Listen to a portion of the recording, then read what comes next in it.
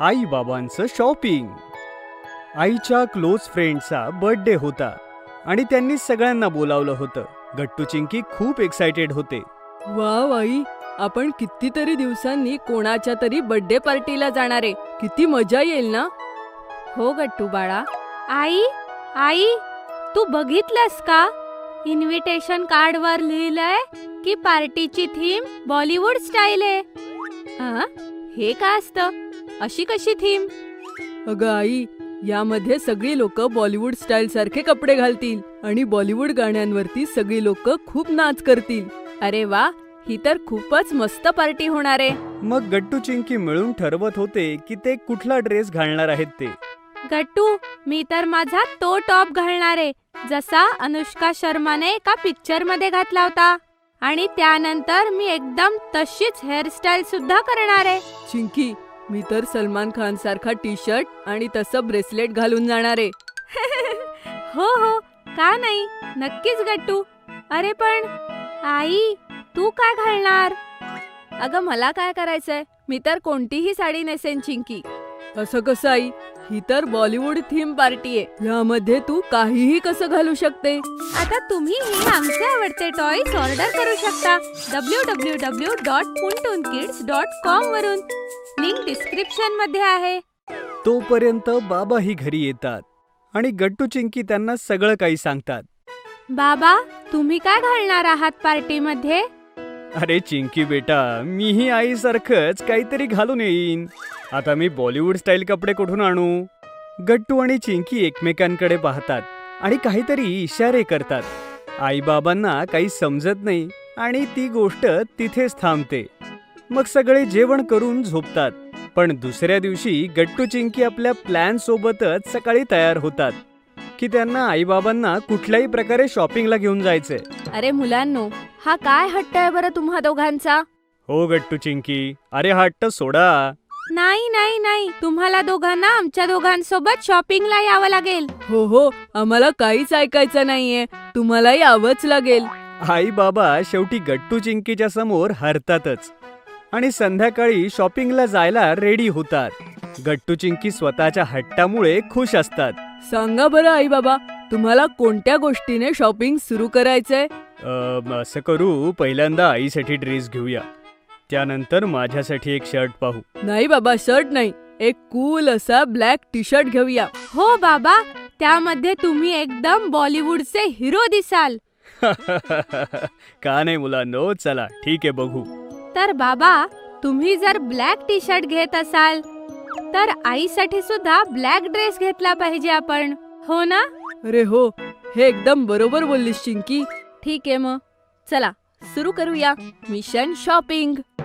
मग गट्टू चिंकी आणि आई बाबा बऱ्याचशा शॉप्स मध्ये जाऊ लागतात. तेव्हा एका दुकानाबाहेर भरपूर टी शर्ट्स पाहून गट्टूला एक आयडिया येते. बाबा, मी असा विचार करतोय की तुम्ही टी शर्ट वापरायला सुरुवात का नाही करत? हो बाबा, गट्टू एकदम बरोबर बोलतोय. तुम्हाला माहितीये, टी शर्ट खूप कम्फर्टेबल असतात आणि ट्रेंडी सुद्धा. अच्छा, ठीक आहे, एकदा ट्राय करून बघतो. आई, तू सुद्धा साडीच्या ऐवजी कुर्ता घाल ना, तुलाही खूप मस्त वाटेल. ठीक आहे, मग आपण मेन शॉपिंग बरोबरच काही कुर्ते आणि टी शर्ट सुद्धा पाहूया. मला जर आवडले तर घेईन, चालेल? असं वाटतंय गट्टू चिंकी आता आपली पूर्ण स्टाईल बदलणार आहेत. मग गट्टू चिंकी आणि आई बाबा शॉपिंग सुरू करतात. इथे तर टी शर्टचं कलेक्शन एवढं चांगलं नाहीये, चला आपण दुसऱ्या दुकानात जाऊया. हो ना बाबा, इथे तर ब्लॅक ड्रेस पण नाही मिळाले आणि कुर्तेही नाही. खूप शोधल्यानंतर गट्टू चिंकीला बाबांसाठी चांगला टी शर्ट मिळतो, पण आईचा ड्रेस आणि कुर्ते अजून मिळाले नव्हते. अरे, हे तर खूप वाईट आहे. आपण पूर्ण मॉल भर फिरलो, पण आईसाठी आपल्याला अजूनपर्यंत एकही ड्रेस नाही मिळाला. काही हरकत नाही चिंकी बाळा, एक काम करूया, मी माझी काळी साडीच नेसते, बाबांशी मॅचिंगही होईल. नाही आई, अजिबात नाही, तुला तर ड्रेसच घालावा लागेल. अरे मग एक काम कर ना, दुसऱ्या कुठल्या तरी रंगाचा बघा. नाही बाबा, मग तर मज्जाच नाही, तुम्ही आणि आई मॅचिंग नाही दिसणार. मग शेवटी एका दुकानात खूप चांगल्या कुर्ती मिळतात आणि आई तिथून आपल्यासाठी 3-4 कुर्ती सिलेक्ट करते जेव्हा आई त्या कुर्ती ट्राय करते तेव्हा गट्टू, चिंकी आणि बाबा तिचं खूप कौतुक करतात. आई, तू तर खूप छान दिसतीये. तू तर साडी सोबतच कधी कधी कुडते सुद्धा घालायला हवे. हो चला, फायनली आईचं एकतरी सामान मिळालं. हो, आता फक्त लवकर ड्रेस मिळू दे, मग मजा येईल. असं शोधता शोधता रात्र झाली होती आणि आता सगळं कुटुंब थकलं होतं. मुलांनो, आता मी खूप थकलीये. नाही मिळते तर जाऊ द्या ना, ब्लॅक ड्रेस सोडा. हो मुलांनो, चला बरं घरी आता. गट्टू, चिंकी यामुळे उदास तर होते की आईचा ड्रेस मिळाला नाही, पण त्यांनाही माहिती होतं की आता खूप उशीर झालाय. त्यामुळे तेही तयार झाले. मुलांनो, उदास नका हो, मी साडी नेसेन ना. हो मुलांनो, तुम्ही म्हणालात तर मी देखील शर्ट घालून बघेन, तुमच्या आईच्या साडीशी मॅचिंग. गट्टू, चिंकी अजूनही उदास होते आणि त्यांनी होकारार्थी मान हलवली. आईबाबांनाही चांगलं वाटत नव्हतं, पण काही ऑप्शनही नव्हता. तेवढ्यात चिंकीची नजर एका स्टोअरवर पडली, जिच्या बाहेरच्या डमी मॉडेलने खूप सुंदर ब्लॅक ड्रेस घातला होता. चिंकी आनंदाने उड्याच मारू लागली. आई, बाबा, गट्टू, तो बघा, मिळाला आईसाठी ब्लॅक ड्रेस. सगळ्यांनी ड्रेस पाहिला आणि सगळ्यांना ड्रेस खूप आवडला. आईने स्टोअरमध्ये जाऊन जेव्हा तो ड्रेस ट्राय केला तेव्हा तीही सुंदर दिसत होती. चला, हा घेऊन टाकूया. फायनली आपण सगळं शॉपिंग केलं. बाबा, आता तर एक आईस्क्रीम पार्टी झाली पाहिजे. हो हो, अरे ही खूप मोठी जीत आहे, याला सेलिब्रेट करायलाच हवं. मग सगळे मिळून आईस्क्रीम पार्टी करतात आणि आपल्या शॉपिंगला सेलिब्रेट करतात. पावसाळ्यातली मजा. मेच्या अतिशय गरमीनंतर कॅलेंडरमध्ये जागा बनवायला जून आला, पण जूनमध्येही तेच हाल. शुभ्र आकाश, गरमीमुळे वैतागलेला, मुलांच्या आवाजाने कंटाळलेला जून पावसाची वाट बघत होता.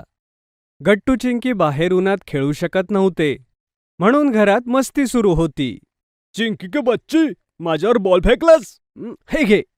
असं म्हणून गट्टूने पण बॉल उचलला आणि तो चिंकीकडे फेकला. हॉलमध्ये येणारी आई ते बघून रागावली. ओ हो गट्टू, चिंकी, हे काय आहे? ही कुठली पद्धत आहे खेळण्याची? सॉरी आई, आज बाहेर इतकी गरमी आहे आणि तुम्हाला मस्ती सुचतीये. बसा गपचूप सोफ्यावर. बिचारे गट्टू, चिंकी काय करणार होते, बसले शांतपणे सोफ्यावर. आई, थोड्या वेळाने आम्ही खेळायला बाहेर जाऊ शकतो? अजिबात नाही. बघितलं बाहेर किती गरमी आहे, पॉपकॉर्न होईल तुमचं. असं म्हणून आई आत गेली आणि गट्टू, चिंकी सोफ्यावर बसून देवाला बसल्या बसल्या आळवू लागले. देवा, काहीतरी कर रे, असं आम्ही घरामध्ये नाही बसू शकत रे. हे देवा, प्लीज काहीतरी कर, प्लीज. आणि अचानक जादू झाली. अचानक आकाशात काळे ढग दाटून आले आणि गरम गरम सूर्यदेवता बर्फासारखे थंड पडले. थंडगार वारा वाहू लागला आणि ती हवा गॅलरीतून कॅलेंडरकडे जाऊन धडकली. जूनचा महिना पहिल्यांदा जोरजोरात फडफडू लागला आणि त्या फडफडाटामुळे आईबाबांची झोप चाळवली. अरे देवा, वादळ वारं येतंय की काय?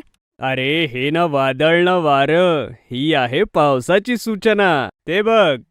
आईबाबांनी खिडकीतून बाहेर बघितलं तर जोरदार पाऊस आकाशातून खाली पडत होता. ओल्या मातीचा सुगंध सगळ्या घरभर पसरलेला होता. आणि गट्टू, चिंकी ते तर हॉलमध्ये नव्हतेच.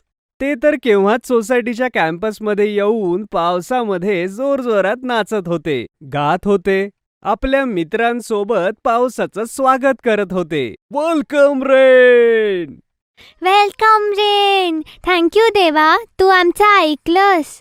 ये. जोराचा पाऊस होत होता आणि त्या पावसामध्ये गट्टू आणि चिंकी आउट ऑफ कंट्रोल झाले होते.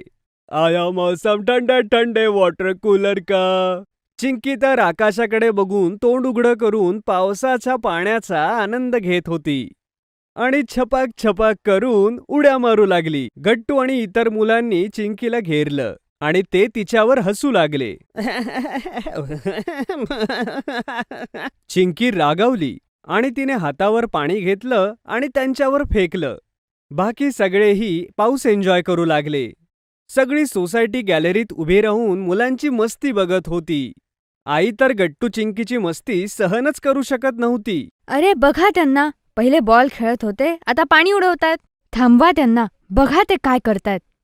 अगं काही करत नाहीयेत ते, आपली मुलं एन्जॉयच करतात. चल आपणही जाऊ. नको बाबा नको, आपण मुलं आहोत का? मुलांनी बघितलं की आपले पॅरेंट्स गॅलरीत उभे राहून फक्त बघतायत. अरे आपले पॅरेंट्स, त्यांनाही खाली बोलवलं पाहिजे. हो पण कसं? असं. आणि पटापट तिथे जाऊन जिथे पाणी साचलं होतं तिथे होड्या सोडल्या. होडीला पाण्यामध्ये वाहताना बघून बाकी मुलांनीही होडी बनवली आणि पाण्यात होड्यांची स्पर्धा सुरू झाली. कोणाची होडी पटकन वाहून जायची तर कोणाची फाटून जायची, कोणाची तरंगायची. हे सगळं बघून मुलं खूप खुश होत होती. वरती पॅरेंट्स सुद्धा हे बघून खुश होत होते. पण त्यांच्या हे लक्षात आलं होतं की मुलांना बोट बनवता येत नाहीये, म्हणून सगळ्या मोडतायत. म्हणून ते खाली आले. मुलांचा मेसेज पॅरेंट्सपर्यंत पोहोचला. अरे शर्माजी, पोरं बोलवतायत खाली, जायचं का? काय म्हणालात? ऐकू येत नाहीये. अहो चला खाली. हा चला चला. आणि मग काय, सगळ्या मुलांचे पॅरेंट्स सुद्धा खाली आले आणि मुलांसोबत मुलं होऊन गेले. सगळे होड्या सोडू लागले. बाबा मला नाव बनवता येते, पण मला असं वाटत होतं तुम्ही पावसात येऊन खाली भिजावं म्हणून मी असं केलं. हे बघून सगळे हसू लागले. आणि मग काय, गट्टू चिंकीची सगळी सोसायटी पाण्यामध्ये भिजत होती. पाऊस एवढा पडत होता की बघता बघता गार्डनमध्ये खूप चिखल झाला. मग काय, मुलं हळूहळू चिखलात घसरून पडू लागली. तेवढ्यात बंटी जोरात ओरडला, वाचवा वाचवा वाचवा. मुलांनी मागे बघितलं तर एका वेळेला 10-10 वडापाव खाणारा बंटी त्या चिखलामध्ये अडकलेला होता. अरे हसू नका, मला बाहेर काढा. सगळी मुलं बंटीचा हात पकडून त्याला बाहेर ओढू लागले. बंटी लाव जोर, लाव ना. मुलांकडून बंटी हालतही नव्हता. उलट चिखलामुळे सगळ्यांचे हात निसटत होते आणि परत सगळे चिखलात पडत होते. एक काम करूया, बंटीला राहू दे इथेच, आपण जाऊयात. अरे हे काय करतोस, असं करू नको, मलाही यायचंय. आणि असं म्हणून बंटीने हत्तीसारखी आपली शक्ती लावली आणि बघता बघता बंटी त्या चिखलातून स्वतःच बाहेर पडला. बघितलं, आम्ही ओढत होतो तेव्हा आमची मजा घेत होता. आता लाव जोर. हळूहळू पावसाचा जोर अजून वाढत चालला होता. थांबण्याचं नावच घेत नव्हता. आणि पाऊस थांबावा अशी मुलांची मुळीच इच्छा नव्हती. सगळ्यांनी आपापल्या सायकल्स काढल्या आणि आता मुलं जोरात पावसात सायकल चालवू लागले. सोसायटीच्या जमिनीवर खूप पाणी साचलं होतं पावसाने. त्यावर जेव्हा सायकलचं टायर जायचं तेव्हा जोरात पाणी उडायचं. सारखं सारखं पाण्यात सायकल नेऊन पाणी उडवायला खूप मजा येत होती. अरे चला, पाऊस थांबलाय, चला वरती. हो जाऊ ना, पण मुलं कुठे आहेत? सगळे पॅरेंट्स आपल्या मुलांना इकडे तिकडे बघू लागले आणि तेवढ्यात त्यांच्या अंगावर रंगबिरंगी पाऊस पडू लागला. अरे हे काय, हे लाल गुलाबी निळा पिवळा असा रंगीत पाऊस कसा सुरू झाला? आकाशात कुठे इंद्रधनुष्य तर फुटला नाही ना? अरे इंद्रधनुष्य नाही, कलर्सचे पॅकेट फुटतात. वर पहा.